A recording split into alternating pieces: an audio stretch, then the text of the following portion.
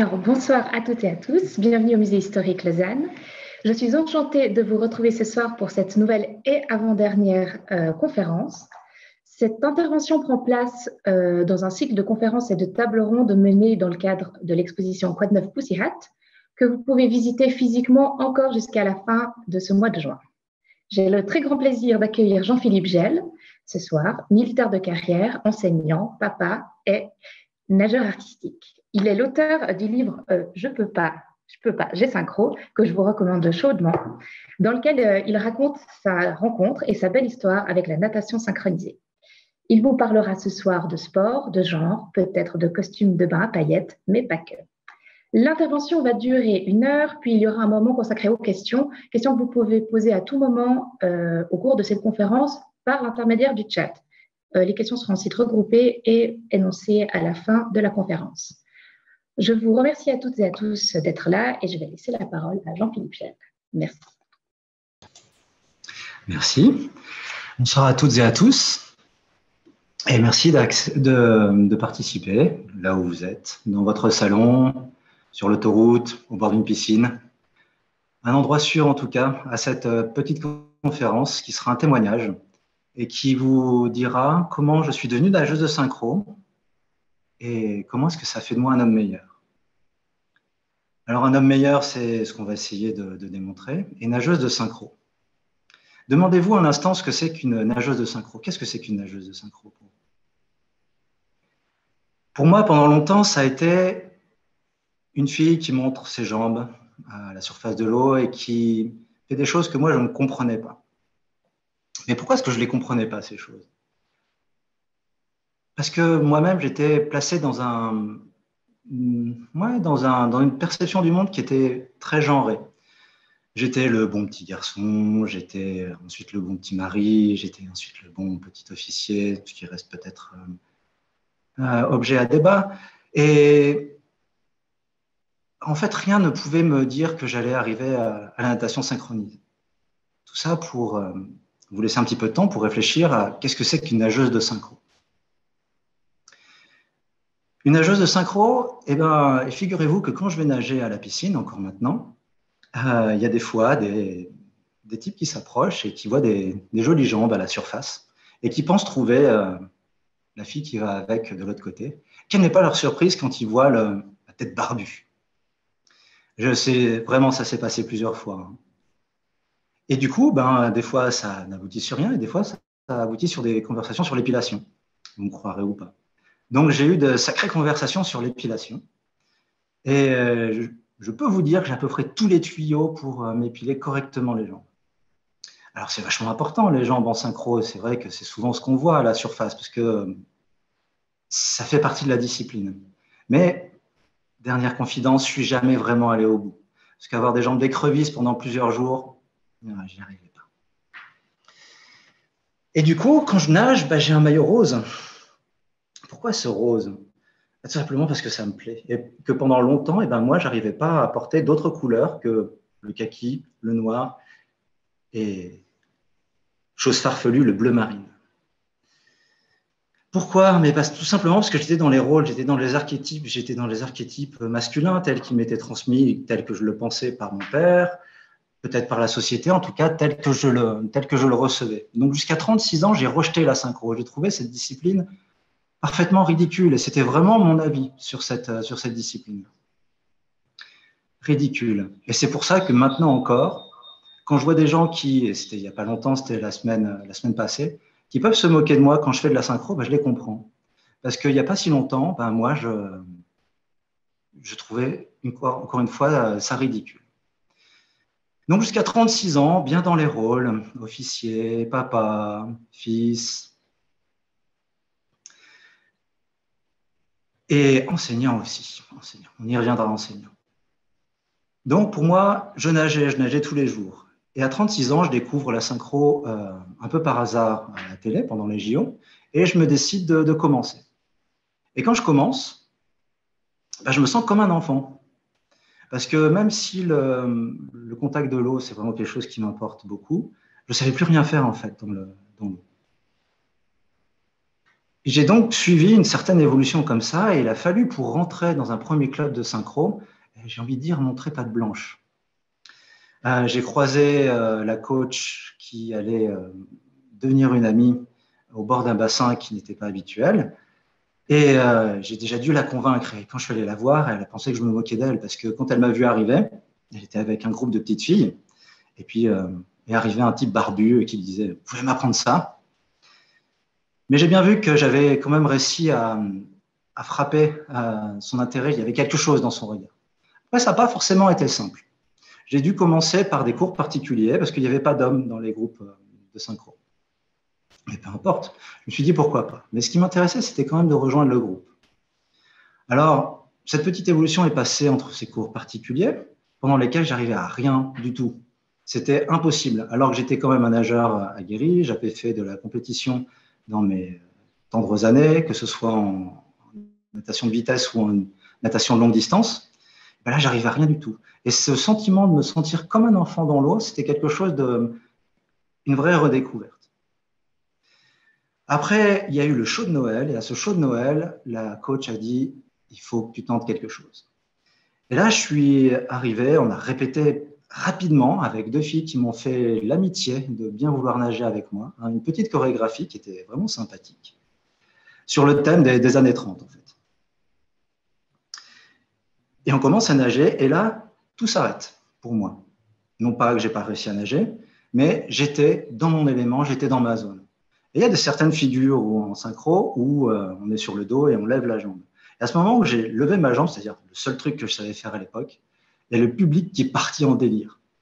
Même si j'avais la tête dans l'eau, je l'entendais. Et je me suis dit, il y a quand même quelque chose là derrière. Il y a quelque chose qui me fait vibrer, il y a quelque chose qui me fait vivre. Et dans la foulée, du coup, avec cette petite épreuve du feu et avec les parents, les membres du club qui avaient assisté au show de Noël, ben, j'étais accepté dans ce groupe de nageuses de synchro dès la rentrée en janvier. J'ai donc dû également faire mes preuves. Certaines filles ont dit « mais c'est qui ce type-là? Qu'est-ce que c'est que ça ?» Même d'ailleurs, il y a eu. Et j'ai fini par découvrir, à force d'entraînement, que c'est un sport réputément unisexe. Unisexe, c'est-à-dire que, normalement, dans les textes, il n'y a aucune différence entre les hommes et les femmes. Dans les textes, c'est-à-dire dans la Bible, telle qu'elle est formulée par la Fédération internationale de natation synchronisée. 250 pages dont je ne vous recommande pas la lecture. Donc ça, effectivement, c'est bien joli, mais c'est sur le papier. Parce que dans les compétitions, j'ai vite découvert qu'en tant qu'homme, je ne pouvais pas nager avec les filles. Alors, si c'est un duo, il fallait que ce soit un duo mixte, où c'est bien précisé, il faut qu'il y ait un homme et une femme. Si c'était dans une compétition normale, qui est donc réputée unisexe, c'était que les filles.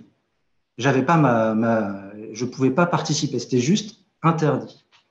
Et ce texte détaille tellement les détails, détaille tellement ce qu'on peut faire et ce qu'on ne peut pas faire, parce que la natation synchronisée, c'est quelque chose d'hyper carré, qu'il est interdit, et le mot est bien écrit en noir sur blanc, interdit, verboten, pour les hommes de porter un maquillage et un maillot qui va au-delà de la taille.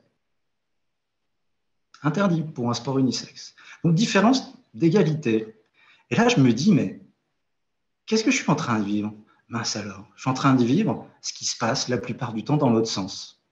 C'est-à-dire ce que peuvent ressentir certaines femmes face à des inégalités.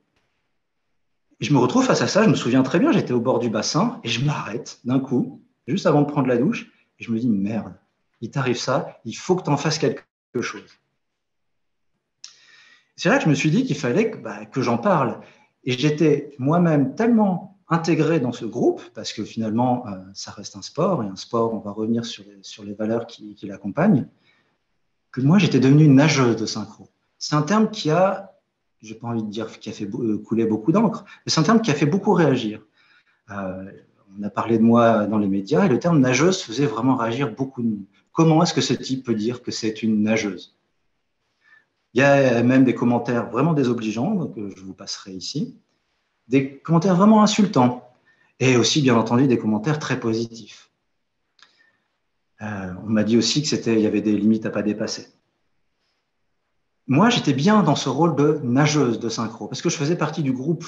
Et à chaque fois que le groupe, quand on est en train de nager entre filles. La coach nous appelle et dit « Les filles, venez !» Alors au début, je trouvais ça un petit peu bizarre. Ah, elle est gonflée, elle pourrait dire les filles, elle pourrait dire « Venez, quoi, l'habitude, vraiment l'habitude. » Et au bout d'un moment, je me suis dit « Mais oui, ouais, vraiment c'est ça. Je suis une fille de la synchro, je suis une nageuse de synchro, je fais partie de ce groupe. » J'ai tellement bien intégré que j'en ai fait vraiment une partie essentielle de ce que j'étais, en tout cas au bord du bassin et même au-delà du bassin. Et c'est aussi assez difficile à comprendre. Sur certains plateaux de télé où je suis passé, certains en direct, ce discours était assez mal compris en fait. Et il m'a une fois été clairement dit vous ne pensez pas que vous en avez marre de faire du mansplaining? C'est-à-dire que vous venez dans un monde de filles et puis finalement c'est vous qui expliquez les choses. Et c'était un enchaînement de questions à tiroir et je me suis juste trouvé à lui répondre non, parce que pour moi c'était juste naturel d'être une fille comme une autre. Et pour cette personne, c'était vraiment compliqué de l'entendre, parce qu'elle était dans ses rôles où un homme venait expliquer les choses, et c'était clair comme ça. Alors que dans le livre que j'ai écrit, et qu'elle aurait dû lire, je pense dire tout le contraire. Donc vous voyez que même en transmettant un message qui, moi, me semblait clair, qui me semblait explicite, on n'est jamais à l'abri d'un retour qui peut surprendre, et moi, j'en étais très surpris. Mais ce jour-là, en fait, je suis juste bien avec ce rôle de nageuse et j'ai envie de vous dire, pris un petit peu dans les dents avec ce terme, que ça m'influe pas en fait, ça ne m'influence pas. Si je dois prendre d'autres exemples, la première compétition de synchro, c'est vraiment marrant la synchro parce que c'est hyper carré et tout se fait au coup de sifflet. Il y a un échauffement, coup de sifflet, tout le monde dans l'eau. 30 minutes après, coup de sifflet, tout le monde doit sortir. Et moi, j'arrive dans l'eau et je commence à nager. Et au bout d'un moment, à côté de ma coach, je vois un officiel qui arrive et qui me fait des signes. Moi, je continue de nager parce qu'il faut que je m'échauffe. Et là, il y a ma coach qui m'arrête. Et là, il y a l'officiel qui vient me dire « Monsieur, vous n'avez pas le droit de nager. C'est pas ouvert aux hommes. » Je le regarde, je lui dis « Mais regardez sur vos listes, je suis inscrit. Je vais nager en duo mixte avec ta personne. » Et là, il a vérifié et il s'est dit « Ok. » C'est quand même vraiment marrant ces habitudes qu'on a et qu'on a tous, que moi j'ai eu pendant très longtemps, c'est comme ça. Il y avait un homme au milieu de toutes ces filles, qu'est-ce que c'était que cette histoire? Mais le sport, en fait, c'est là que je me retrouvais. Du sport, j'en ai fait vraiment toute ma vie. J'ai fait en compétition du basket, du tennis, de la course à pied, enfin bref, pas mal de sport. Le sport, pour moi, c'est un outil pour se créer. C'est un outil pour connaître son corps. C'est un outil pour le comparer aussi quand on est jeune. Est-ce qu'il est plus baraqué que moi? Est-ce qu'il est plus rapide que moi, etc. Donc, vraiment, quand les rôles. C'est aussi un exemple. Les sportifs ont vraiment cette valeur exemplaire, c'est-à-dire qu'on se reconnaît en eux ou alors on adore les détester. Je pense que les fans de foot ne diront pas le contraire. Sachant que je ne suis pas fan de foot, mais je comprends. Et il y a aussi quelque chose de très important dans le sport, c'est qu'il y a l'effort et le résultat. À force de s'entraîner, on voit qu'on atteint un résultat. Ces résultats sont mesurables, sont quantifiables. Et ça a été pour moi très important dans mon développement. Et enfin, il y a la notion de plaisir dans le sport. Et c'est là que je me pose question. Est-ce que moi, j'avais plaisir à faire tout ce sport? Parce que pour moi, pendant très longtemps, dans mon bon rôle de mal lambda, de mal alpha tel que je l'imaginais, il fallait que ce soit toujours plus long, plus dur. Vous voyez, la bonne image du mal. J'avais aussi en tête cette phrase de Juvénal, que vous connaissez certainement, mens sana in corpore sano, un esprit sain dans un corps sain. Et pour moi, c'était deux choses séparées. Un esprit sain, ok, je fais travailler ma tête. Un corps sain, je fais travailler mon corps. Les deux n'étaient pas liés. Pour moi, c'était compartimenté. Alors que ça ne marche pas comme ça. L'un agit sur l'autre et vice-versa en permanence. C'est une forme de tolérance interne. Mais pour moi, c'était juste pas possible. C'était vraiment, tout était dans des cases, tout était dans des sphères comme on peut le voir dans l'expo, justement. C'est vraiment d'autant plus étonnant que je commence la synchro à 36 ans, donc, pas vraiment tout jeune, raide comme un piquet, absolument pas danseur ni gymnaste. Et c'est pourtant dans ce vivier-là qu'on va chercher les nageurs et les nageuses de synchro. En tout cas, les nageuses de synchro, tel que j'aime bien m'appeler. C'est un petit peu le rejeton illégitime, la synchro, la danse avec la gym. Et tout ça, on l'a foutu à l'eau. C'est en tout cas comme ça que c'est perçu par les gens qui notent et par les gens qui décident pour les nageuses de synchro. C'est malheureusement un petit peu dommage. Et parce que surtout quand moi je suis arrivé comme nageur, c'est-à-dire que j'avais les compétences de nageur, j'étais incapable de monter une jambe à angle droit. Ça ressemblait à rien, j'avais les fesses qui coulaient, je buvais la tasse, vraiment un véritable enfant. Et à force de pratiquer, on découvre ces bases, on découvre que en fait, ça n'est pas uniforme. Malgré cette immense rigueur qu'il y a derrière cette discipline, il n'y a rien d'uniforme, parce que chaque fille nage différemment. Et c'est là que je comprends que c'est l'expression d'une personnalité, tout simplement. On appelle ça la synchro, la natation artistique. Alors certes, c'est certainement pour faire un parallèle avec le patinage artistique. Vous voyez, il faut toujours qu'on compare aussi. Le patinage artistique, on connaît, on va appeler ça natation artistique, certes.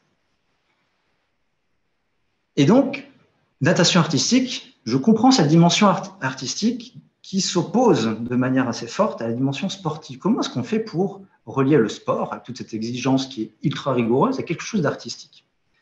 Et il se trouve que je fais de la musique depuis très longtemps et je comprends que les grands interprètes, c'est ceux qui connaissent leur instrument à fond pour totalement désoublier et ensuite pouvoir laisser émerger leur personnalité. C'est la même chose avec la synchro, mais pour moi, c'est une révélation. Car même si je faisais de la musique avant, je découvre qu'on peut faire passer par le corps et pas juste par un instrument de musique, par quelque chose de tiers.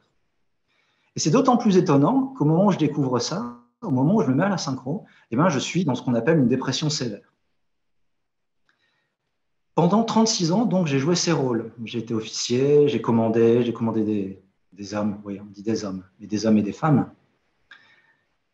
J'étais enseignant, j'ai enseigné à des enfants qui vont de la toute première enfantine jusqu'à la dernière année du primaire.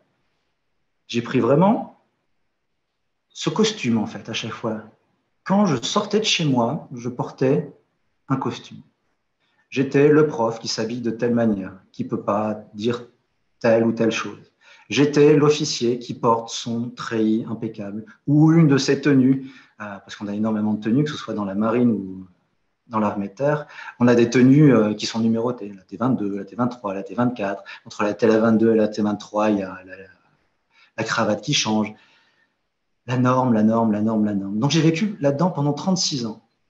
Et un jour, à une rentrée avec les enfants, je me suis rendu compte que ça n'allait plus. Je suis allé voir une toubib très, très compétente qui m'a vu arriver, je ne connaissais pas. Je ne connaissais ni d'Ève ni d'Adam. Elle m'a vu arriver. Je pense qu'elle a dû se dire, ouf, ok. Et moi, je lui expliquais les choses telles que je les ressentais. Peut-être pour la première fois de ma vie, j'osais parler, j'osais lui dire, parce que je sentais au bout d'un moment que ça n'allait plus. Et elle me dit en sortant, ça va prendre du temps. Je la regarde, je lui dis, quoi, 15 jours? Et maintenant, j'en rigole parce que ça a duré facilement plus de 4 ans. La dépression sévère, c'est quelque chose qui est réellement invalidant. Avant, je connaissais que les blessures physiques. Voilà, on se casse la jambe, on se casse le bras, on se casse le bas du dos, on ne peut plus marcher, bref. Mais je ne savais pas qu'on pouvait avoir des blessures psychiques. Et des choses qui s'accumulent, c'est comme la fameuse image de la cocotte minute qu'on remplit. Et qu'au bout d'un moment, si on oublie de faire sortir la vapeur, ça va s'assécher, puis ça risque de nous péter à la gueule. C'est ce qui m'est arrivé. Voilà, c'est ça. 15 jours, je lui dis. Ça m'a pris plus de 4 ans. Et comment est-ce que j'ai fait pour y arriver? C'est que j'étais accompagné. C'est vachement important. Parce que pour moi, dans mon rôle de mâle, lambda, de mâle alpha, fallait que je serre les dents. Fallait surtout pas que je dise que ça n'aille pas. Il fallait que je fasse toujours en sorte que je puisse jouer mon rôle, c'est-à-dire d'être là pour assurer la stabilité, que ce soit du foyer ou peu importe de ce que je me mettais en tête, de mes hommes, de ma section, de mes élèves, de ma classe, mes collègues, mes amis. C'est bien gentil ça, mais je sentais même pendant tout ce temps-là que ça n'allait pas, qu'il y avait quelque chose qui me pesait vraiment intérieurement. Et ça s'accumulait jusqu'à ce que je sois totalement invalidé. Parce que c'est ça la dépression sévère, ça vous laisse totalement invalide, ça vous laisse avec une image de soi qui est complètement qui est complètement dévissé. Vous ne valez plus rien. Vous vous sentez incapable de faire quoi que ce soit. Vous sentez que tout le monde vous juge en vous regardant. Même des inconnus dans la rue, même surtout des inconnus dans la rue, parce qu'on n'ose plus sortir. Je ne vous parle même pas du sommeil, quand on dort 2 heures par nuit de manière intermittente, ce qui n'est pas à penser rationnellement. Quand on ne se souvient même plus de son numéro de code, de code PIN, et je vous en passe des vertes et des pas mûres. Vous savez que sur les comptes en Suisse, on doit taper un code pour aller sur son compte, qui vous est envoyé par SMS. Ben, je devais le taper numéro par numéro sous les yeux. J'étais incapable de retenir même un numéro de 6 chiffres. Et pour quelqu'un qui lisait énormément et qui se targuait de faire fonctionner son cerveau, croyez-moi, c'était vraiment pas facile. Je lisais, j'étais incapable de lire 3 lignes sans me dire, mais qu'est-ce qui se passait il y a 3 lignes? Et donc, ouais, je crois que je suis vraiment allé tout au fond, quoi. Et là, on se rend compte qu'on peut encore creuser. On peut encore creuser jusqu'à pratiquement s'enterrer soi-même. Et c'est là que je dis que c'est important d'être bien accompagné. Et c'est là que j'ai commencé à rencontrer les bonnes personnes, d'abord des professionnels de la santé, qui m'ont vraiment accompagné de manière efficace, compétente, avec beaucoup d'accueil, et qui ont, je peux le dire, qui m'ont sauvé, quoi. Cet accompagnement, pour moi, c'était un aveu de faiblesse, comme je l'ai dit tout à l'heure. Il fallait que je réussisse tout seul, moi, le mal. Je me suis rendu compte que non. On réussit mieux les choses quand on est accompagné. En tout cas, moi, c'est comme ça que je l'ai vécu. J'ai pu échanger et j'ai pu commencer à découvrir un espace de parole. Cet espace de parole chez le psychiatre. Les premières séances, je pense qu'on se regardait dans le blanc des yeux pendant les 45 minutes que durait la séance. Puis à la fin, je grommelais un truc, j'étais couvert de sueur et je sortais de là. Mais à la fin, je me rends compte que j'arrivais à lui parler, à lui dire des choses. Et que petit à petit, par la parole, je crée qui je pouvais être, en fait. À ce moment-là, en plus, quand j'ai commencé cette thérapie, j'étais prof. Ce qui est vraiment étonnant, c'est que quand j'étais prof, en fait, je donnais les outils aux élèves. Je donnais les outils, non pas pour remplir des cases, mais pour qu'eux puissent exprimer ce qu'ils pensent, ce qu'ils ressentent. J'étais là, je faisais en fait parce que c'était mon rôle, peut-être, et peut-être parce que c'était ma façon de faire. Mais si je le faisais pour les autres, il ne fallait surtout pas que je le fasse pour moi-même. C'est toujours beaucoup plus facile de dire aux autres, fais ceci, fais cela. Mais à soi, c'était compliqué. Au point que je n'arrivais absolument plus, pendant un moment, à me regarder dans un miroir. Littéralement. Je ne pouvais plus me regarder. Je me dégoûtais. Tout ce que je voyais me dégoûtait. La forme de mon visage, mes yeux, mon corps. Bien entendu, j'étais énormément complexé. Parce que même si je faisais du sport, mon corps ne me correspondait jamais. Donc, pour en revenir à la question de plaisir par le sport, tout dépend de ce qu'on veut y mettre. Et moi, j'y mettais des choses, j'y mettais le reflet de ce que j'étais à ce moment-là, c'est-à-dire des choses qui m'emmenaient, qui me tiraient vers le bas. Donc voilà, ces rôles, cette norme qui, moi, me collait au train, ces costumes. Ça me fait rire maintenant parce qu'on dit costume de bain ici, en Suisse romande. Un costume de bain. Comme si quand je mettais mon petit maillot rose, qui est bien moulant, bien sûr, vous l'imaginez, j'allais me transformer en quelque chose d'autre. Je pense qu'au départ, ça m'a aidé. Au niveau d'une forme de transgression qui était vraiment tout à fait légère, j'aurais pas pu porter ce maillot autrement. J'aurais pas pu porter de rose autrement que dans ce cadre bien précis. Et je me rends compte que ça me plaît tout simplement, alors pourquoi pas en porter de manière générale. Et du coup, voilà, je porte du rose. Parce que pour moi, dans ma tête, le rose, c'est un truc de fille, c'était pas possible que j'en porte. Qu'est-ce qu'il allait en penser, papa? Qu'est-ce qu'ils allaient en penser les gens? Qu'est-ce qu'ils allaient en penser les inconnus dans la rue? C'était pas possible. Donc en cela, cet espace, ça m'a permis d'accepter des traits de mon caractère, en pleine dépression sévère, encore une fois, dont j'avais besoin, en fait, qui étaient juste moi. Et il se trouve que je vous ai dit tout à l'heure que j'étais ni nageur ni gymnaste, que quand on répète les chorégraphies, les premières fois les chorégraphies, on les répète dans l'eau et on a une expression assez imagée qui dit qu'on répète à sec. Et répéter à sec, c'est-à-dire qu'on va répéter cette chorégraphie avec les bras pour qu'on soit tout ensemble, que toutes les filles puissent avoir les mêmes gestes au même moment. Et moi, je découvre ça, je ne connaissais pas. Et je vois les filles qui répètent ça, elles m'appellent. Viens, on va répéter, et puis tu fais comme nous. Et moi, pétri de complexe, en maillot, au bord de la piscine, avec le public autour, je me retrouve à faire ce qu'on appelle danser pratiquement à poil. Et ben, j'étais facilement à ce moment-là face à un choix. Est-ce que je me fous dans un coin, je me fous en boule, je me jette à l'eau, je me cache, ou est-ce que je fais avec elle? Et ce qui m'a beaucoup aidé, c'est que pour elle, c'était la norme en fait. Elles le font naturellement. Et donc, je me suis quelque part aggloméré à ce groupe. Ce qui m'a aussi fait sentir comme étant une fille de la synchro, parce qu'elle m'a accepté telle que j'étais, avec mes faiblesses et avec mes forces. Parce qu'avec le passif que j'ai, j'arrive en sachant faire des choses que d'autres filles font mal, comme des choses qui demandent peut-être un peu plus de puissance. Et moi, j'arrive absolument pas à faire des choses qui sont gracieuses. Et c'est quelque chose que j'ai réalisé maintenant en créant une chorégraphie avec 3 amis. C'est que une de ces amies nage particulièrement bien et c'est parfaitement harmonieux. J'aimerais avoir cette élégance, mais c'est juste pas moi.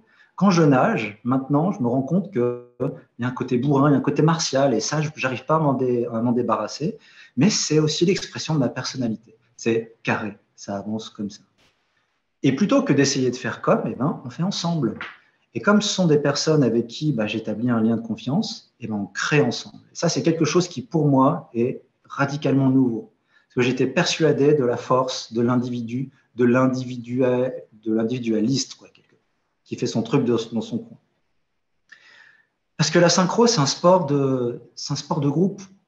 Il faut voir quand on va à une compétition, comment ça se passe. Vous pouvez être avec une autre équipe que vous ne connaissez pas du tout, avec qui vous êtes rival, entre guillemets, et qui va vous applaudir, qui va vous encourager quand vous êtes dans l'eau. Ça crie dans tous les sens à une compète de synchro.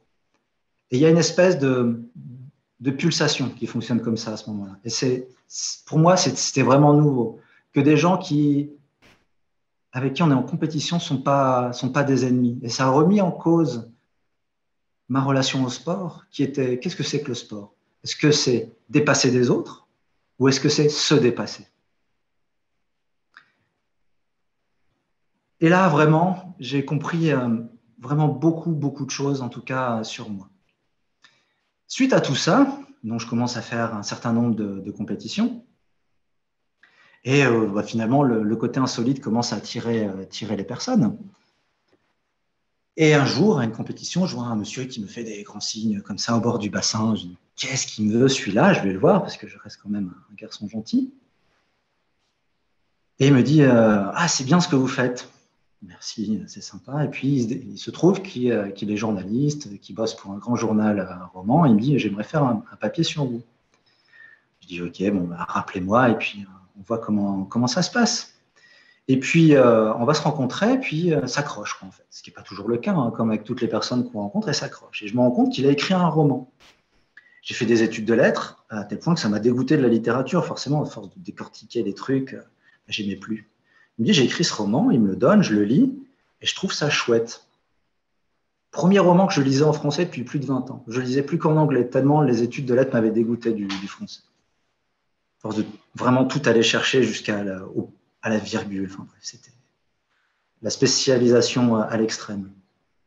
Donc je lis ce roman, et puis sans faire de connexion directe, je me dis, mais pourquoi est-ce que je n'écrirais pas un truc sur la synchro? Alors me vient cette idée d'écrire ce bouquin qui vous a été présenté tout à l'heure, je peux pas, j'ai synchro, comme une ode à la synchro, en n'écrivant que des choses sur la synchro. Regardez, vous pouvez découvrir comme ça, vous pouvez faire comme ci, vous pouvez faire comme ça.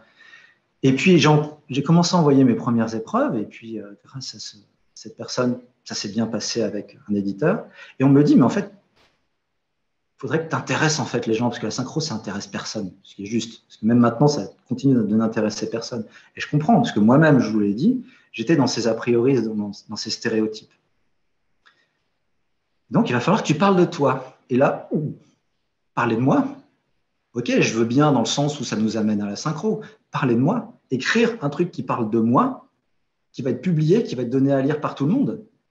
C'était pire que de danser presque à poil au bord du bassin. Ok, donc je le prends, et finalement, ça me vient assez naturellement. Et il y a des choses qui vous viennent, qui vous font dire des phrases que certainement vous n'aurez jamais dites. Et je découvre aussi que même l'écriture, c'est pas quelque chose d'éminemment solitaire. Moi, je m'imaginais qu'un auteur, une autrice, peu importe, Et il écrivait dans son coin, à la fin, il envoie à l'éditeur, ça te plaît? Ok. Ça te plaît pas? Ok, je vais voir quelqu'un d'autre. Non, c'est pas ça. C'est vraiment un dialogue. L'éditeur vous renvoie des choses de manière très bienveillante, vous le prenez ou vous le prenez pas. Et donc, j'ai été ramené à réécrire un certain nombre de chapitres comme ça, en plus, pas à réécrire vraiment des choses qui avaient déjà été produites, parce que j'avais toute licence créatrice. Et je me suis retrouvé à un moment à taper « Je suis une femme dans un corps d'homme ». Et pour moi, c'était une révélation, ça a été comme un coup de tonnerre. Après m'être dit que j'étais nageuse de synchro, hein. Je suis une femme dans un corps d'homme. Qu'est-ce que ça voulait dire pour moi, je suis une femme dans un corps d'homme? J'en ai parlé plus tard avec des journalistes. Pour eux, c'est des gens qui jouent avec le genre, avec l'apparence, etc. Mais moi, je le vivais vraiment comme cette sensibilité qu'on va appeler féminine, parce que c'est comme ça qu'elle est réduite en général, dans ce corps d'homme, avec une sexualité vraiment masculine. Et au début, je me suis dit, mais bobo la tête, comment c'est possible ça? Et juste en suivant cette inspiration, cette façon de faire, ben, je me suis rendu compte que ça marchait comme ça. Je n'avais pas besoin d'essayer de me dire qu'il faut que je rentre dans telle case ou dans telle case. Et c'est pour ça que quand je vois encore des cases maintenant, pour moi, c'est restrictif. Alors j'ai compris aujourd'hui en discutant vraiment dans une situation très intéressante avec les commissaires de l'exposition que cette représentation aide à s'identifier, que c'est une phase essentielle dans le développement et dans l'acceptation générale. Mais ouais, moi j'ai toujours eu du mal avec ces clichés parce que je les trouve limitatifs. Mais l'un n'empêche pas l'autre. C'est aussi une des leçons que je retiens de tout ça. C'est pas parce qu'on est quelque chose qu'on n'est pas aussi l'inverse. On peut être dans un extrême et dans l'autre, et aussi tout ce qui est entre les deux. Tout ça, c'est encore quelque chose que j'ai pu développer dans mon espace de parole, dans la discussion avec le psychiatre. Et donc, pour en revenir à ce bouquin, je finis par l'écrire, il est publié, et arrive la promotion du livre, qui reste quand même quelque chose d'assez étonnant et drôle en soi. On se retrouve exposé, comme ça, du jour au lendemain, sans formation, sans qu'on vous dise quoi faire, dans beaucoup de journaux, bref, peu importe, à la télé, à la radio. Et vous vous retrouvez sur un plateau où vous avez discuté avec le ou la journaliste, puis vous n'avez aucune idée de ce que vous allez répondre, quoi. Il faut que vous soyez au clair avec vous. Et c'est parfois un exercice assez rigolo, assez périlleux. Il faut vraiment être vraiment dans l'instant. Et cette promo, ben, ça a été beaucoup alimenté par le côté, une fois de plus, archétypal, et je le comprends, c'est un ancien militaire et il dit qu'il est nageuse de synchro. Comment c'est possible? Donc ça interpelle, c'est l'insolite qui interpelle. Et je peux comprendre, c'est une entrée. Ça m'a aussi donné beaucoup d'exposition et à partir du moment où on ouvre la bouche, surtout maintenant avec Internet, les choses sont vite propagées. Mais j'ai toujours été au clair avec ce que je voulais dire et je me suis dit que on me donne cette chance de pouvoir avoir une exposition et autant essayer de transmettre des messages plus simples, qui était aussi le message de mon bouquin, c'est-à-dire connais-toi toi-même. Chose que j'avais refusé de faire pendant plus de 36 ans et sur laquelle je travaille encore maintenant. Connais-toi toi-même. Le Gnotis Auton, qui était écrit sur le temple d'Apollon, je ne sais plus où, bref, il y a longtemps, avant qu'il soit à Delphes. Delphes, les dauphins, enfin bref, l'eau. Connais-toi toi-même, c'est un vaste programme. Connais-toi toi-même. C'était toujours pour moi, pendant très longtemps, beaucoup plus facile de dire je vais connaître quelqu'un d'autre. Je vais pouvoir lui dire fais ci, fais ça. Écoute, je vois bien que tu vas pas bien, écoute, t'es tellement pas bien avec elle, tu devrais faire. Non. Pourquoi est-ce qu'on devrait dire aux autres tu devrais faire ci, tu devrais faire ça? C'est à nous, chacun, d'essayer de faire cet effort. Et faire cet effort en étant accompagné. C'est ça que j'ai compris. Et c'est là que je réalise, à l'issue de cette promotion, que j'essaie de transmettre ce message connais-toi toi-même, mais je n'ai pas l'impression qu'il y a beaucoup de retours. Et je me dis que j'étais encore un petit peu quelque part dans ce qu'on appelle le complexe de légitimité, le complexe christique, c'est-à-dire que je peux vous apporter ma lumière. Mais pourquoi est-ce que moi j'aurais raison? C'est à chacun de prendre ce qui vient et de développer de faire son propre chemin, de développer sa propre réflexion. J'avais besoin de passer par là, de me dire que ce n'était pas à moi de sauver le monde, quelque chose qui m'accompagnait depuis le début. Et je me suis dit, je vais m'occuper de qui? Gnotis Auton, connais-toi toi-même, je vais m'occuper de moi. Et là, je me suis dit, mais tu vas t'occuper de toi, mais t'es un égoïste, mon salaud. T'es un individualiste. Parce que c'est ça qu'on nous met dans la tête, finalement. Si je m'occupe de moi, ça veut dire que je ne vais pas m'occuper des autres, je pense qu'à ma gueule. Moi, j'ai découvert que non. Parce que c'est finalement le point de départ et le point d'arrivée qui permet aussi de mieux recevoir les autres. Parce que quand on se connaît soi-même, on n'a pas besoin de dire aux autres, il faut que tu fasses ci, il faut que tu fasses ça. Parce qu'on a le miroir, en fait, dans les autres. Et moi, je vous ai dit que je n'arrivais plus à me voir dans un miroir. Et quand on se voit dans le regard de quelqu'un qui nous renvoie ce qu'on est en train de envoyer, c'est-à-dire, en général, pour moi, c'était l'agressivité, eh ben, il n'y a rien qui en sort de positif. Parce que quand on reçoit de l'agressivité, tout ce qu'on a envie, c'est de coller une tarte en retour, même si elle est figurée, même si elle est verbale. Et donc, ça fait partie d'une certaine forme de tolérance. Et c'est ça qui, pour moi, était un paradoxe. Être soi, ça n'est pas rejeter les autres. Être soi, c'est accueillir les autres. C'est faire en sorte d'utiliser tout son parcours pour mieux prendre ce qui vient d'autrui pour soi. Et le cadeau ultime est alors de le rééchanger avec quelqu'un d'autre. Et là, du coup, j'en reviens à la synchro, parce que la synchro, c'est un milieu qui est quand même vachement fermé, où chaque club fait les choses dans son coin, malheureusement.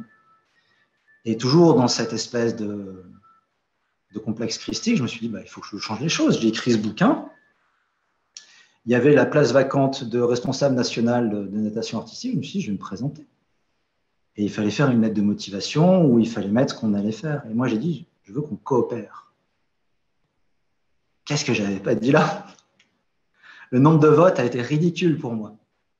Parce que c'est un système, et je n'en veux pas du tout à la synchro, c'est quelque chose qui est comme ça, c'est un système qui continue à rouler sur son élan. Dans la marine, en fonction de la taille d'un bateau, on va dire ça comme ça, il met plus ou moins de temps pour s'arrêter. Soit il s'arrête en quelques centaines de mètres, on va dire ça des mètres, ou alors un porte-avions, il faut l'arrêter quelques dizaines de milles nautiques avant le port. Il faut commencer à arrêter les moteurs, et là on coupe tout, et il avance. Et il avance pratiquement toujours à la même vitesse, vu la masse. Merci Newton. Ben, c'est pareil avec tous les systèmes. Les systèmes, ils sont lancés, ils sont habitués. Et soit on grimpe à bord, soit ben, on reste un petit peu sur le côté. Et là, j'ai juste envie de vous sortir une citation d'Einstein. Parce qu'Einstein, on sait qu'il avait été placé au bureau des brevets. Einstein, qui a quand même inventé 2-3 petits trucs. Et il a dit ça. Celui qui suit la foule n'ira jamais plus loin que la foule qu'il suit. Celui qui marche seul peut parfois atteindre des lieux que personne n'a jamais atteints. Ce n'est pas une question d'individualisme, ce n'est pas une question d'être égoïste, c'est une question déjà de développement personnel, ensuite d'en faire profiter les autres. Et notre bon Albert, qu'est-ce qu'il a fait en fait en allant sur sa voie? Ben, il a amené des choses qui ont révolutionné la physique moderne. C'est vachement important. Ne pas confondre individualisme et penser à soi. Moi, j'ai vraiment vécu ça à fond comme quelque chose à rejeter. Qu'est-ce que c'est que de penser à moi? C'était pas possible, il fallait que je pense toujours, pas forcément à quelqu'un d'autre. Je pouvais pas me permettre d'être égoïste. Et c'est pas ça, être égoïste. Alors, dans ce parcours je vais dire de guérison, d'introspection, où j'étais vraiment accompagné par beaucoup, beaucoup de personnes, et il y a un élément qui m'a fait comprendre aussi pourquoi à quoi on reconnaît les personnes qui sont bonnes pour vous, c'est tout simplement les personnes avec qui vous ne vous forcez pas. Vous ne forcez pas à jouer un rôle. Vous ne forcez pas à dire « Ouais, non, mais en fait, j'aime bien ça. Ouais, mais en fait, tu as peut-être raison. » Alors, peut-être qu'il a raison, vous comprenez ce que je veux dire. Mais c'est juste les personnes avec qui vous pouvez tout simplement être vous. Pour moi, ça a été une révélation. Et plus on se met dans un cercle de personnes comme ça, plus on en rencontre. Et ça, je peux vous le garantir. Et c'est quelqu'un qui ne pouvait plus voir personne qui vous le dit. Et je ne m'en serais jamais sorti sans l'aide extérieure. Jamais, jamais, jamais. Je ne me serais jamais sorti seul. Mais j'arrive à cette étape de mon développement où je pense à moi. Et dans ce fameux workshop, dans ce fameux système de la synchro, qui est projetable sur beaucoup de systèmes, hein, malheureusement, je suis allé à une rencontre, et pour vous dire à quel point c'est là individualiste, et non pas de façon vertueuse pour soi, il y avait une présentation qui a duré 40 minutes d'une fille qui venait d'un club, qui essayait de rendre plus simple les sélections nationales en fin d'année. C'est une question dont je vous passe les détails, mais c'était chouette, ça tenait la route, et ça tenait compte des avis de toutes les personnes telles qu'ils étaient présentés. Il y a eu un vrai travail d'écoute, il y a un travail de construction, c'était quelque chose qui pour moi fonctionnait vraiment bien. Elle termine son speech, moi je suis emballé, Je vois des mains qui se lèvent au fond, et la réponse qui lui a été faite, c'est « Mais en fait, c'est ce que tu penses, toi ». Je me suis tapé la tête contre la table. C'est pas possible. C'est pas un point de vue contre un autre point de vue. On ne peut pas se contenter de ça. Bref, je me suis retrouvé face à cette impasse de la synchro où on a toujours, dans les compétitions aussi, et c'est malheureusement une chose qui est vraie, les mêmes juges qui notent toujours les mêmes équipes. Alors les juges, forcément, même sans favoritisme, donnent toujours le même classement. Si vous nagez au niveau international, j'en ai parlé avec une fille qui a fait les JO, avec plusieurs filles qui ont fait les JO, vous avez 2 ans de cycle préparatoire, et pendant ces 2 ans de cycle préparatoire, vous êtes toujours à nager contre les mêmes filles, et vous avez toujours les mêmes juges devant vous. Qu'est-ce qui en résulte? Toujours le même résultat. Et en 2 ans, vous avez fait une première performance à jour 1, et vous faites jour plus 750, vous aurez toujours le même résultat. Il y a vraiment quelque chose d'hyper conformiste à ça. Et c'est quelque chose dans quoi je me retrouve plus en fait maintenant. Et c'est pour ça que quand je pense à la synchro, je la vois quelque chose qui pourrait évoluer vers des formes où il y aurait de la surprise. Parce que si on va avoir une compétition qu'on sait exactement dans quel rôle ça va se jouer, ça intéresse personne, ça n'intéresse certainement pas le grand public. Quand on regarde un match de foot, il y a ce côté spectacle, certes, il y a le côté sportif, il y a le côté qu'est-ce qui va gagner? Parce qu'on n'est pas à l'abri de surprise d'une grande équipe qui se fait rouler dessus par une toute petite équipe. En synchro, c'est impossible. C'est toujours le même classement. Et je trouve ça vraiment, c'est vraiment dommage parce que ça limite l'expression de la créativité, jusque dans la création de la chorégraphie. C'est pour ça que quand je regarde de la synchro, et franchement, je vous encourage sur YouTube, il y a vraiment beaucoup de compétitions qui sont disponibles. Regardez par curiosité. Et faites-le peut-être, si vous en avez envie, en vous demandant ce qui vous parle le plus parmi ces équipes. Moi, il y a des équipes que j'aime vraiment beaucoup, comme l'Espagne ou le Canada, parce qu'elles expriment quelque chose. Et quand je vois les Russes, je suis sidéré par leur précision. C'est d'une beauté mécanique. C'est parfait, autant que la perfection puisse exister dans ce sport et sur Terre. Mais ça ne me fait rien, ça ne me fait absolument rien, ça ne me fait pas vibrer. Et leur note frise le 10. C'est vraiment une question fondamentale. Qu'est-ce qui vous anime? Et j'ai fini par réaliser après peut-être 5 ans de synchro que moi, ce qui m'anime, c'est l'expression peut-être artistique, en toute humilité. Et pour ça, malheureusement, le schéma du système ne fonctionne pas. Je vous rappelle un système où il y a une Bible où tout est détaillé, jusqu'à la hauteur de la cuisse par rapport à l'eau, l'angle fait par les jambes, la précision de la pointe des pieds, tout est détaillé dans un pourcentage d'une note. Et la dimension artistique est réduite à 7% peut-être de la note. Pourquoi appeler ça une notation artistique? Je ne sais pas. Mystère. Finalement, pour revenir à ce propos où moi je me sens mieux, j'en témoigne sans vergogne, je dirais, en toute humilité. Je suis passé d'un moment où 24/7, 24 heures sur 24, 7 jours sur 7, tout était dur en fait, tout était compliqué. Et je peux le dire maintenant parce que c'est une période qui est difficile, les maladies psychiques, vraiment. J'ai envie de dire 24/7 où tout est fluide. Alors ça ne veut pas dire que tout est fantastique, il y a des difficultés comme toujours. Mais pour ça, il y a une citation que j'ai trouvée chez un thérapeute que je suis en train de chercher, merci mes notes, qui m'a vraiment fait comprendre quelque chose au moment où moi j'ai dû me prendre en main pour accepter que j'avais mes faiblesses comme n'importe qui d'autre. Je l'ai trouvé dans un classeur chez une thérapeute. C'est une citation de Jung, en fait, Carl Gustav, un Suisse, un psychanalyste, je vous passe son histoire. Mais je vais vous lire cette citation parce que pour moi, elle est très importante. Elle m'a vraiment beaucoup accompagné. Elle m'a fait comprendre quelque chose d'essentiel que j'aimerais partager avec vous. La voici. Ceux qui n'apprennent rien des faits désagréables de leur vie, parce qu'ils s'accumulent vite, force la conscience cosmique à les reproduire autant de fois que nécessaire. Combien de fois on s'est dit, mais putain, mais ça m'arrive toujours, c'est merde. Il faut croire que c'est normal. C'est parce qu'on n'a pas compris apparemment, selon Carl Gustav. Donc, reproduire autant de fois que nécessaire pour apprendre ce qu'enseigne le drame de ce qui est arrivé. Et là, j'ai vraiment compris quelque chose. Il faut qu'au lieu de ne pas me regarder dans le miroir, je regarde ce type qui était devenu un inconnu. Qu'est-ce qu'il a dans les yeux? Pourquoi est-ce que je ne peux plus le voir? Et en regardant ces problèmes, et toujours en étant accompagné, parce que seul, je pense que je ne serais pas là à vous parler aujourd'hui, eh bien, j'ai pu devenir cette nageuse de synchro. Et en étant nageuse de synchro, je pense que je suis devenu un homme meilleur. Et voici cette phrase qui résume bien, à la fin de la citation de Jung, un leitmotiv que j'utilise pratiquement au quotidien. Ce que tu nies te soumet. Soumet n'est pas trop fort, parce que croyez-moi, je me sentais soumis quand j'avais 36 ans, que j'étais en dépression sévère et que je ne pouvais plus rien faire. Ce que tu nies te soumet, ce que tu acceptes te transforme. Ce que tu acceptes te transforme. Et quelquefois, les choses qu'on a acceptées, elles ne sont pas faciles à accepter. Elles sont vraiment dures. Quand elles vous concernent que vous, ok, et quand elles concernent des personnes qui sont dans votre entourage, c'est vraiment pas facile. Mais on le fait. Et plus ça va, mieux c'est et mieux on avance. Donc, afin de résumer tout ça,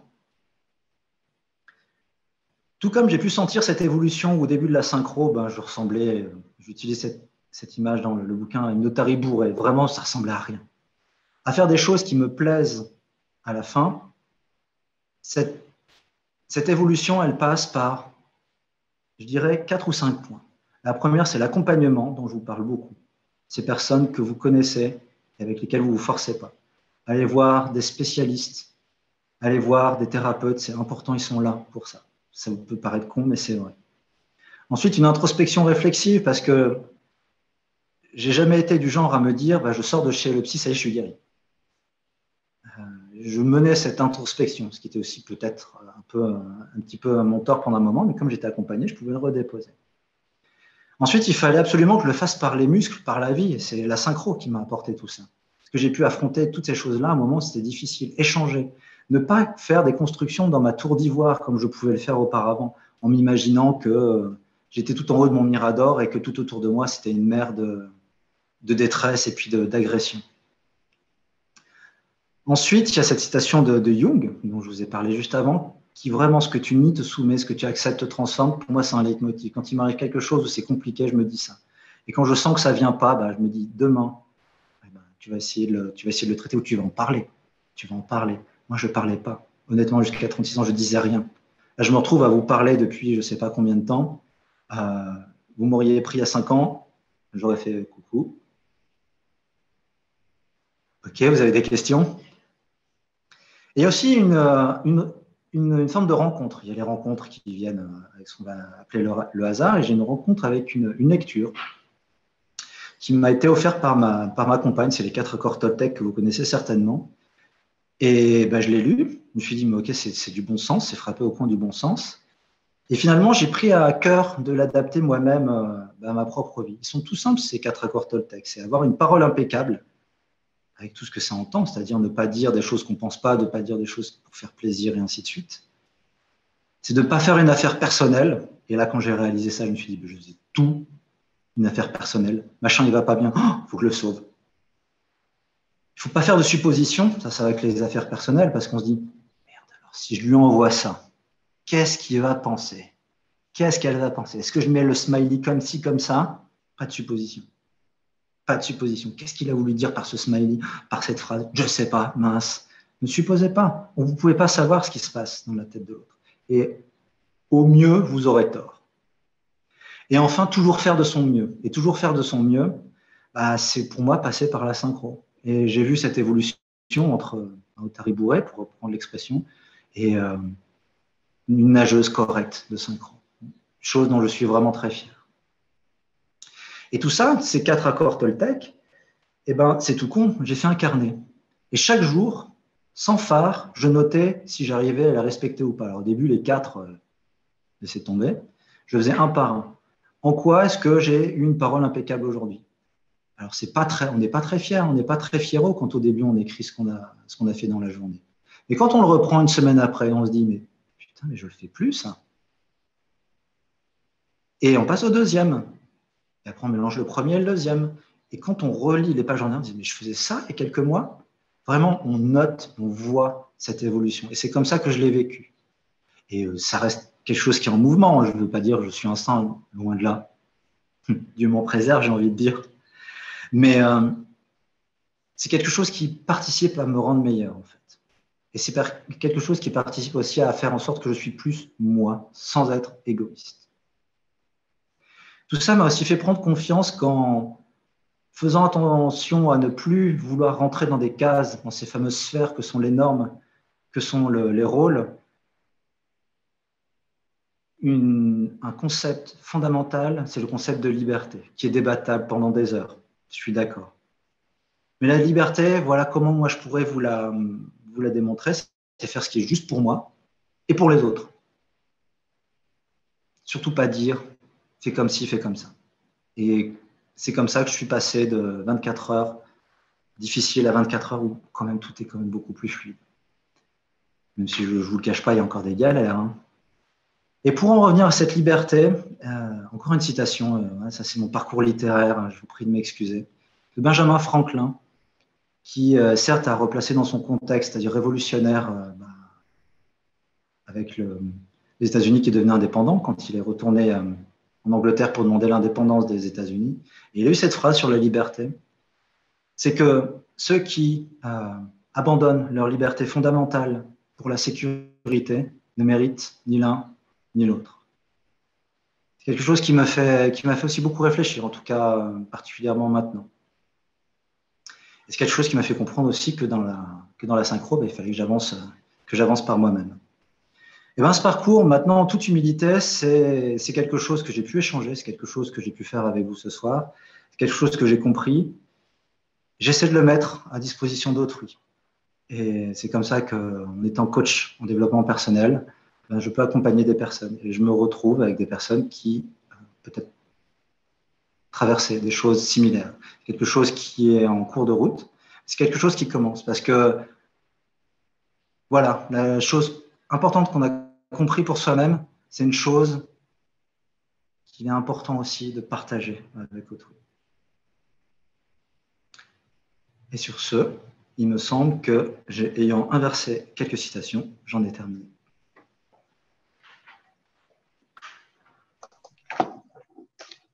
Très bien, merci beaucoup pour cet échange d'expériences très enrichissant. On va ouvrir maintenant le moment des questions. Donc, si vous avez des interrogations, des commentaires à ajouter, vous pouvez le faire par l'intermédiaire du chat. Peut-être commencer par une question. Est-ce que le regard porté sur vous a changé maintenant? Par exemple, au bord de la piscine, depuis quand un concours, la publication du livre, enfin, quel événement peut-être a fait switcher ce regard? Alors, c'est une question vraiment intéressante. Je pense que le regard des autres, pour moi, je le prends tel qu'il est, c'est-à-dire que c'est le regard d'autrui.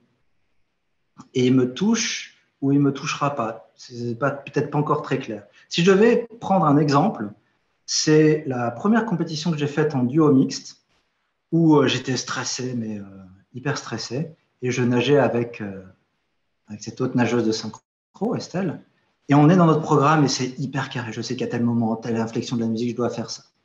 Et au moment, je sors la tête et j'entends le public faire « Waouh !» Je me dis « Mais non !» J'ai mal entendu, j'ai de l'eau dans les oreilles et je ressors un petit peu après et le public était en délire. Et je me suis dit, mais pourquoi j'ai pas particulièrement bien nagé? Et j'avais pas particulièrement bien nagé. Mais ça avait plu au public. Il y a quelque chose qui nous échappe dans le regard des autres. Il y a vraiment quelque chose qui nous échappe totalement. Et j'en reviens à ces quatre accords Toltec. Je ne suppose plus en fait ce que disent les autres. Et il y a encore très récemment, jusqu'à la semaine dernière, il y a des gens qui se moquent de moi quand je suis à la piscine. Et ils essaient de faire des trucs de synchro à côté de moi et forcément ça ressemble à rien parce que c'est compliqué de le faire. Et après ils arrêtent de rigoler. Mais ça ne touche pas et c'est pas à moi d'aller vers eux pour leur expliquer, écoute, machin, bidule, je fais de la synchro. Non, c'est à eux de faire leur chemin et je les comprends très bien, je comprends parfaitement leur raisonnement parce qu'il y a 20 ans, j'aurais été certainement, excusez-moi, il y a une partie de jugement là-dedans, un petit peu le connard qui se serait foutu de la gueule du mec qui fait de la synchro dans l'eau. Donc ce regard, c'est surtout un regard qui a beaucoup changé sur moi-même. Je reprends l'image du miroir. C'est vraiment ça. C'est ça qui est important. Pas que je sois narcissique, vous voyez, quand on se regarde dans le miroir, on dit narcissique, je ne suis absolument pas narcissique. Mais voilà, alors j'espère répondre à votre question. Je crois que j'y ai répondu partiellement. Non, c'est très bien. Alors, une deuxième. La synchro vous a rendu meilleur, comme vous le dites. Est-ce que cela veut dire plus équilibré entre le féminin et le masculin, pour revenir sur les questions de genre? Encore une excellente question. Plus équilibré entre le féminin et le masculin. Alors, je vais commencer en essayant de faire simple. Avant, j'étais juste bonhomme. Et maintenant, d'avoir accepté ma part de féminité, de vraiment de réaliser, et je pense vraiment sans vouloir choquer, sans vouloir sensibiliser ou quoi que ce soit, que je suis une femme dans un corps d'homme, pour moi, c'était libérateur. Je me vois encore en train de le taper, ce truc. Je me dis, mais... Et là, je me suis arrêté, j'ai regardé les mots sur l'écran, t'as écrit ça? Je me suis jamais dit, hein. T'as dit ça? Ok. Et ce truc, ça va être dans un livre qui va être publié, qui va être donné à lire par tout le monde. Ces gens-là, ils vont te juger à l'aune de ces mots-là. Eh bien, allez, je ne peux pas le changer parce que c'est juste. Je suis effectivement une femme dans un corps d'homme avec une sexualité masculine totalement assumée et je n'ai pas d'autre penchant, mais je comprends très bien que pour une autre personne, c'est complètement différent. Et on est 8 milliards sur Terre, on est 8 milliards différents, ce qui ne nous empêche pas de faire les choses ensemble. Bien au contraire. Donc ouais, je peux dire que d'accepter ma part de féminité fait de moi un homme meilleur. Un homme meilleur, vous voyez, c'est le mot par dépit, un homme, un être humain, un homme. Mais ouais, c'est les deux, un être humain meilleur et un homme, un mec meilleur. Enfin, j'espère. Une question encore. Est-ce que vous auriez quelque chose à partager sur le regard peut-être de vos enfants face à cette discipline? S'il y a quelque chose d'intéressant? Alors, non, franchement, c'est quelque chose qui est assez sensible, c'est quelque chose qui implique le développement de mon fils, parce que j'ai un fils. Et honnêtement, ça se passe très bien entre lui et moi. Vraiment, il n'y a aucun problème. Mais c'est vraiment quelque chose qu'il est sensible d'aborder devant une audience. Donc, je vous demanderai de comprendre si je ne développe pas ce point-là. Très bien, merci. S'il n'y a pas d'autres questions. Ah. Oui. Question aussi technique, il faut que la question nous parvienne. Voilà, alors merci. Donc, je vais la lire, la question. Ouais. Merci pour ce parcours de vie et le langage du cœur. Je suis une femme dans un corps d'homme. Peut-on dire que c'est une croyance bénéfique que tu as créée et qui t'a donné la foi et la capacité d'apprendre et de modéliser? Ah oui, ouf, sacrée question. Alors, beaucoup de choses dans cette question, vraiment. Alors, une femme dans un corps d'homme, je ne vois pas comment dire ça autrement que pour moi, c'est une révélation, quoi. Peut-être au sens biblique, hein, j'en sais rien. Et je dis ça parce qu'on parle de foi après. Je dirais que ça m'a donné foi en moi et foi en l'humanité. Et j'ai eu foi en l'humanité à partir du moment où j'ai eu foi en moi. C'est super important, cet ordre-là. Parce que je ne pouvais absolument pas avoir foi en l'humanité si je n'avais pas foi en moi-même. Et il fallait pour que j'ai foi en moi-même, il fallait que j'accepte, que j'accueille totalement ma part de féminité. Une fois de plus, j'étais vraiment dans le cliché. J'étais le mec qui s'habille uniquement en kaki, en noir ou en bleu marine. J'étais l'officier. J'étais vraiment dans les rôles. J'avais poussé le curseur à fond dans la caricature, quoi, quasiment. Et je m'étais totalement perdu là-dedans. Et je pense que j'ai évité, du coup, de passer dans un autre extrême, et c'est quelque chose qui m'appartient juste. Quelqu'un d'autre réagira différemment à ça. Et est-ce que vous pourriez relire la question, parce que j'ai l'impression d'en avoir oublié une partie? Alors, peut-on dire que c'est une croyance bénéfique que tu t'es créée et qui t'a donné la foi et la capacité d'apprendre et de modéliser? Alors, croyance, c'est un mot qui pourrait faire vraiment débat, parce que les croyances, est-ce que c'est positif, est-ce que c'est négatif? On n'est pas là pour faire un débat théologique. Ce serait, je pense, un autre débat qui pourrait durer vraiment longtemps. Mais croyance, je crois que je vais le comprendre tel qu'il a été abordé ici. Ouais, ça m'aide à croire en fait en moi, à avoir cette foi, à créer et à modéliser clairement. Créer et modéliser, c'est quelque chose que j'arrivais pas à faire en fait. Et pour reprendre l'exemple du psychiatre où il y a cet espace de parole pour quelqu'un qui parlait pas, je me suis rendu compte que la parole est créatrice.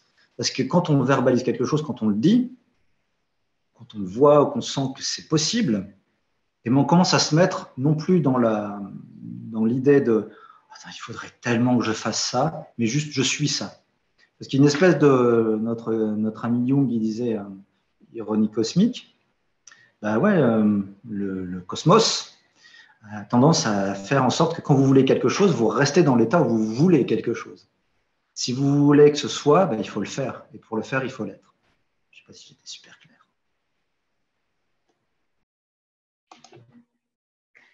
S'il n'y a pas d'ultime question, tout à coup, je vais peut-être, nous allons peut-être conclure. Ouais. Alors, encore une fois, merci infiniment pour ce partage et cette conférence. Merci à toutes et tous, tous les internautes d'avoir été présents et pour les questions. Avant de conclure, je tenais à remercier le Bureau de l'égalité entre les femmes et les hommes du canton de Vaud pour son soutien. Et je vais aussi annoncer le prochain événement de notre cycle. Il s'agira d'une conférence Femmes dans l'affiche suisse, représentation réelle, idéalisée, fantasmée ou virtuelle, avec Brigitte Grasse, ancienne responsable de la collection des affiches de la Bibliothèque de Genève. Ça sera le mardi 15 juin à 19h en visioconférence également. Voilà, je crois que tout est dit. Je vous souhaite une excellente soirée et vous remercie encore de votre bienveillance et de votre présence ici. Bonsoir.